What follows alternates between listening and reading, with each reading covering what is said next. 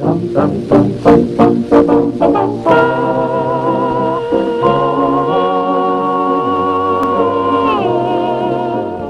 sa pinakamalupit na historiador na Pinoy na si Yoyoy Villame, in March 16, 1521, when Philippines was discovered by Magellan.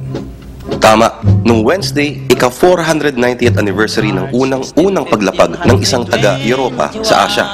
Ang problema, si Magellan medyo minalas sa Cebu.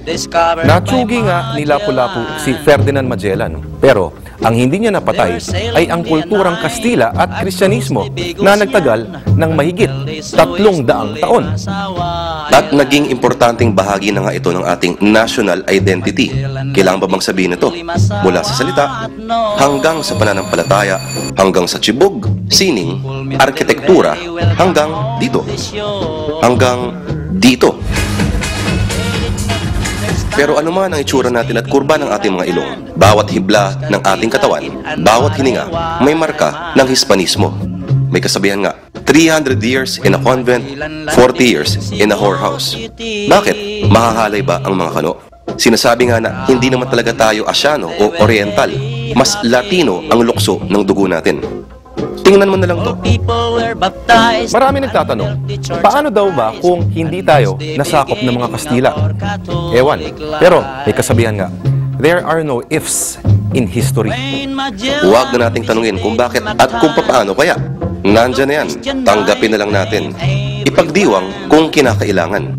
Yun nga lang, huwag yung katangiang ganito. At ito, susunog na mga kaluluwa at sa impyerno, mamamatay kayong lahat. Wasak na wasak! Wasak na wasak! Hindi yan si Machete, yan si Lapu-Lapu. Dito sa Luneta, mas malaki pa yung estatwa niya kesa sa estatwa ni Rizal. Bakit kaya?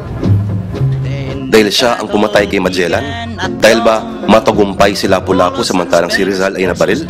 Pero di ba si Lapu-Lapu ay pinagtatanggol lang niya ang kanyang maliit na teritoryo?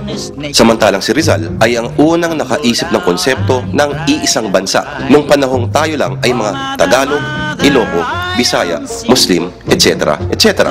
Sa Luneta, bakit nga ba mas higante si Lapu-Lapu kesa kay Rizal? Alam ko na. Ito. Palakihan na lang ng puwet.